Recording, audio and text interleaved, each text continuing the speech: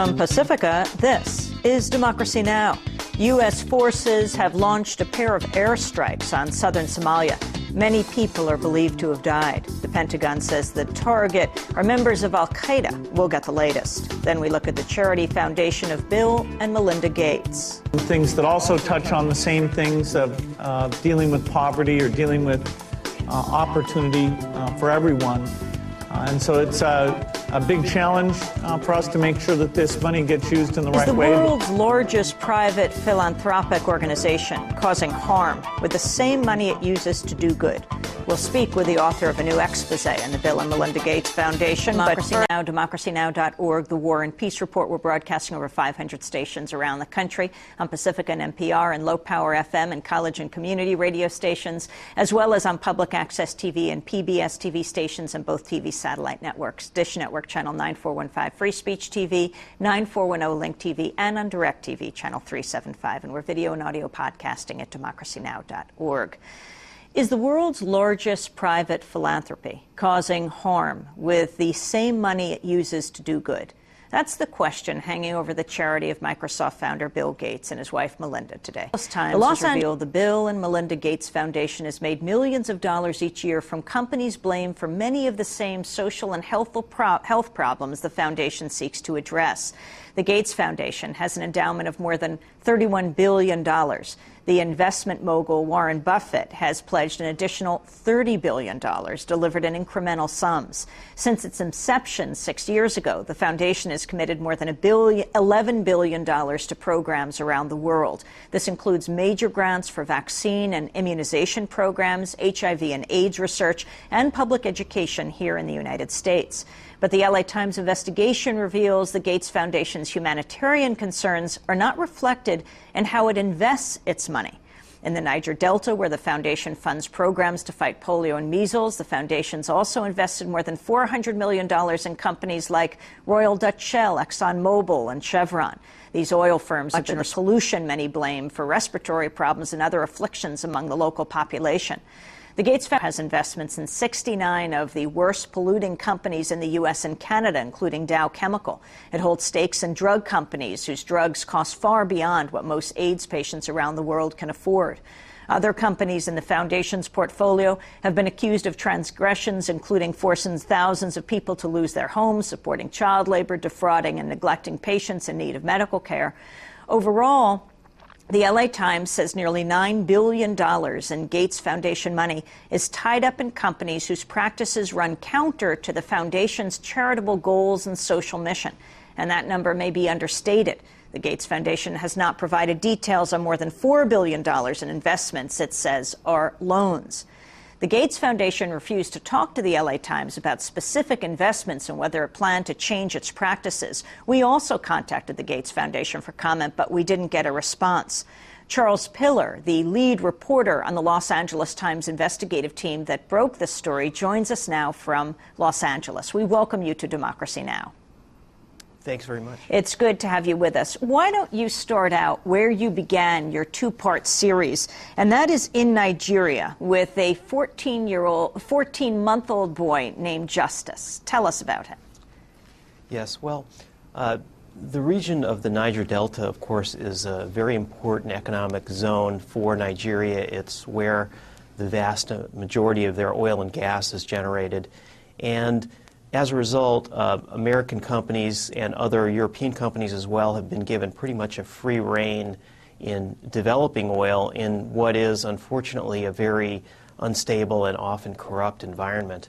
The angle that we looked at specifically, of course, is that we wanted to see whether the charitable goals, the very noble goals of the Gates Foundation, namely in Nigeria, trying to eliminate polio and measles, were in any way undermined or affected by some of their investments in the oil companies that are so important as an economic force in that region. And Justice Etta, the baby that was featured in our story, lives in a village, more like a shanty town, called Ibocha, which is the name Ibocha means in the local language City of Lights. And the lights are gas flares that are blazing 300 feet into the air day and night from an oil plant operated by the Italian oil giant Eni. And these flares spew into the atmosphere not just soot, but toxic chemicals that cause a tremendous range of health problems among the local people. The fumes and the soot are so pervasive that farmers go several kilometers away from the oil plant in order to plant their crops, because otherwise they're covered with pollution and therefore they can't sell them in the marketplace. So we took a look at what kinds of problems are caused by these companies that the Gates Foundation has hundreds of millions of investments in, and tried to ask a pretty basic question. Is it fair to look at the endowment investments of the Gates Foundation and ask whether the results of those investments are offsetting in a significant way the very noble and important charitable goals that they're accomplishing with their donations? And I'm afraid to say that in Bocha, in the Niger Delta, and throughout the world, we found compelling evidence that that indeed was the case. You interview a doctor where Justice lives, named Dr. Elakwachi Oke, who talks about the hundreds of flares at these plants. Tell us more about him and his patients. Well, my colleague Edmund Sanders interviewed Dr. Oke, and he's someone who is on the ground there and sees the results of the pollution in the health of the people there.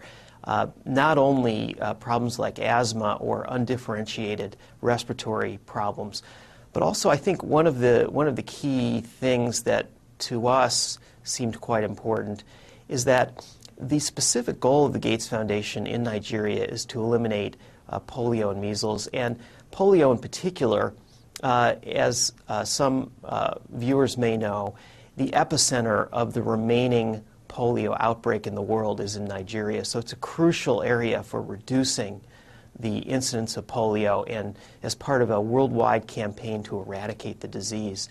And the problem is that the pollution from these plants, which is so pervasive throughout the countryside, not only causes respiratory problems, but also has the effect, according to health authorities in Nigeria, and I might add that these their views were validated by scientific studies that we were able to find, that these pollutants actually reduce immunity and make the children that are being vaccinated more susceptible to diseases like polio and measles than they otherwise would be. Moreover, many of the parents of children in this area are reluctant to vaccinate children who are suffering from respiratory ailments. They feel that the vaccinations may further weaken their children, rightly or wrongly. And ironically, these are vaccinations that are very important to the children.